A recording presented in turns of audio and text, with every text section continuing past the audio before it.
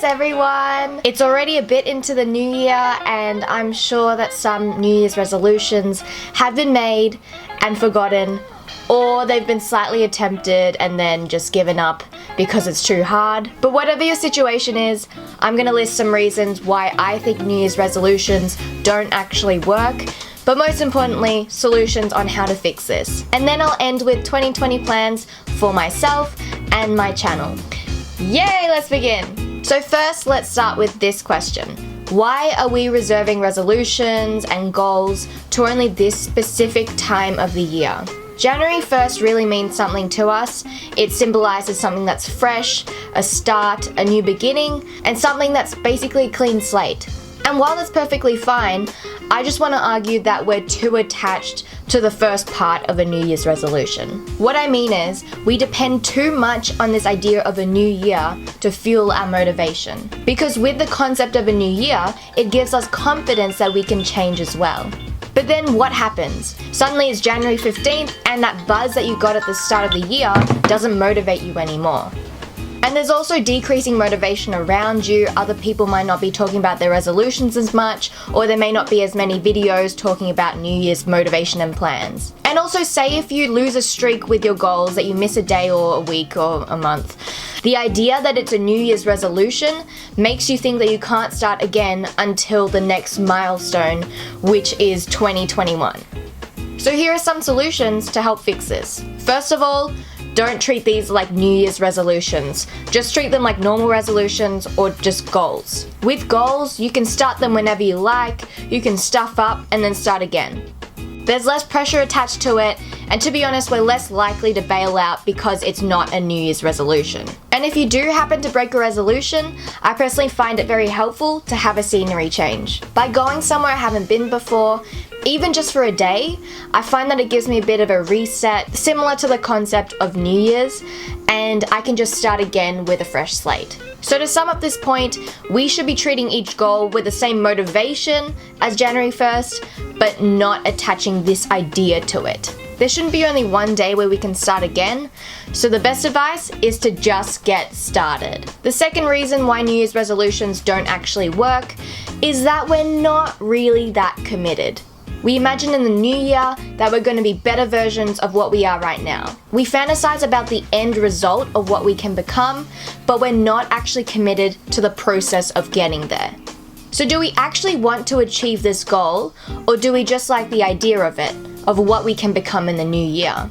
I looked it up, and a resolution is a firm decision to do or not to do something. So have you decided to commit to your resolution? Like many of mine in the past, for example, become a better dancer.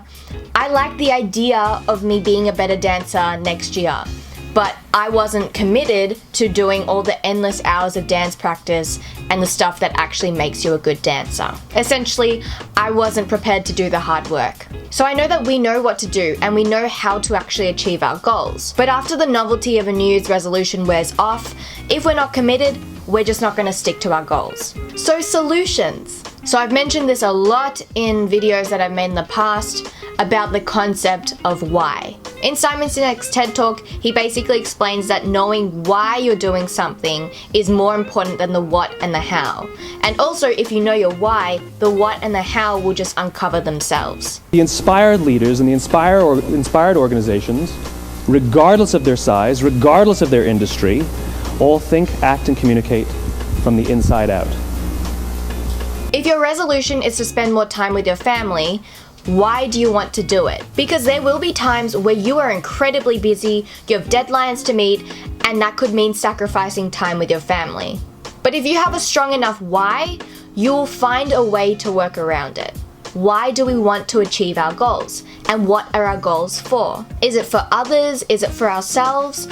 And just a side note, if it's for others, that is totally fine. Sometimes even doing it for others motivates us more than just doing it for ourselves. And to make our why stronger, we can ask ourselves, what will this resolution help us achieve? And more importantly, if we don't achieve this goal, what will we be losing out on or sacrificing? Because focusing on what we'll lose will make our why stronger. And another reason why New Year's resolutions don't really work is that we don't really clarify the timescales in which we should complete a goal. So it's very broad or just vague. So what I mean is, because it's a New Year's goal, we'll just assume we have to stick to the goal for the whole year or beyond that and forever. And because everything's pretty vague, it might be really daunting to start because you assume that you're going to have to do this goal forever and ever. So the solution is to turn this goal into a 30-day challenge. So you know for sure that you only need to do this goal for 30 days. Often at around about the 15th day, you're going to experience a dip, but if you can be consistent every day for 30 days, you'll realize that you can make this goal a habit. Because the timeline is basically, you have a wish or a want, then you gotta struggle for a little bit, and then it will become a habit. So for example, say if your goal is to cook and eat 3 different colored vegetables per day. There's going to be times where it's more convenient to just buy takeout. But I find it really helpful to just say to yourself, you're just cooking this much food, you're just eating this much food. When you put the word just in front of what you want to do, it makes it less daunting and more reasonable to complete it. And for goals that require a certain amount of time per day, for example, playing piano for half an hour a day, it's not about whether or not you have time, it's about what your priorities are. So if you're saying, I don't have enough time for half an hour of piano, you're actually saying, I prioritize something over playing piano for half an hour.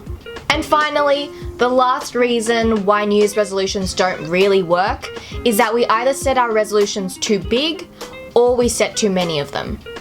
When it's the new year, we magically think we're like 10 times more capable than what we are right now. And I really like to compare this to driving in Melbourne.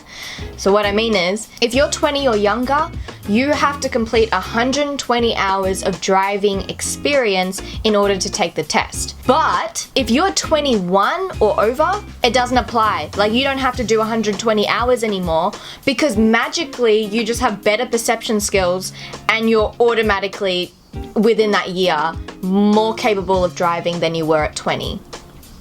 It doesn't make sense. So when we're high off the new year, we think we're more capable of everything, which only makes it harder to achieve our goals. I'm very guilty of being too optimistic and just writing a whole list of goals that I want to achieve, which basically means that I don't achieve any because I cannot focus on any one of them. So the solution of having too many goals is to do one and dedicate your time to one per month. So do the same 30-day challenge for each of the goals that you've written down. By focusing on only one thing for 30 days, you can more likely make it a habit before you continue to the next one. But I find that if goals are relatively similar, like if you want to exercise and you want to eat healthy, sometimes it actually works very easily if you do both at the same time. And on the other hand, if we've made resolutions that are too big, then we should break it down into actionable steps. So for example, if your resolution is to get more sleep, the action could be that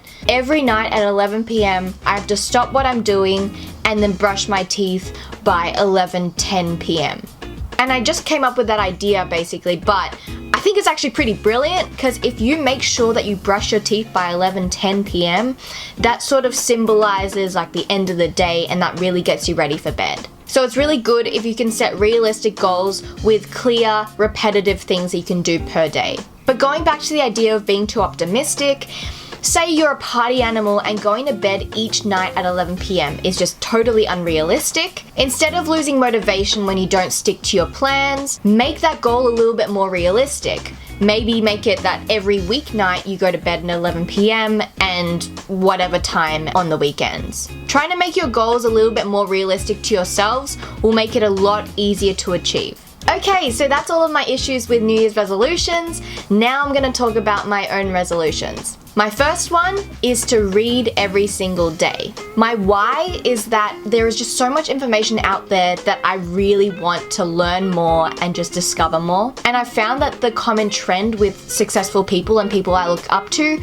is that they all read an insane amount of books. So I basically want to do the same as them and make this a habit for myself. How I'm going to do that is that I'm going to read at least 15 pages per day. I've tried to make this a goal in the past, but really I haven't implemented something like a 30-day challenge. So I'm going to do this for 30 days and read at least 15 pages and hopefully make it a habit. And my second goal is to make quicker decisions. My why is that I absolutely hate making decisions, which is why I want to get better at it. And also there is a trend for successful people to be able to make really fast and good decisions, which is again what I want to do. My actionable step is that I'm going to make food-related decisions quickly. For example, picking off a menu, I have to pick within, say, 30 seconds, which is very, very hard for me.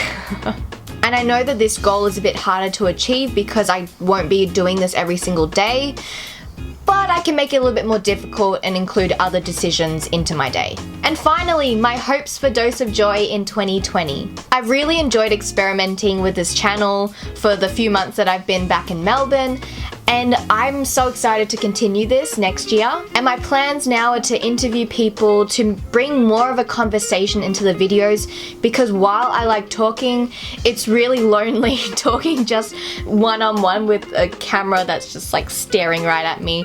So yeah, I definitely want to include more people into this channel and make it more exciting. And I still hope to create more insightful content and stuff that can really provoke discussion or just make you think a little bit about what I'm talking about. So in 2020, I'm going to continue making videos and writing blog posts and everything that I never thought I was capable of doing until recently. So happy New Year's everyone, and I will see you in the next video.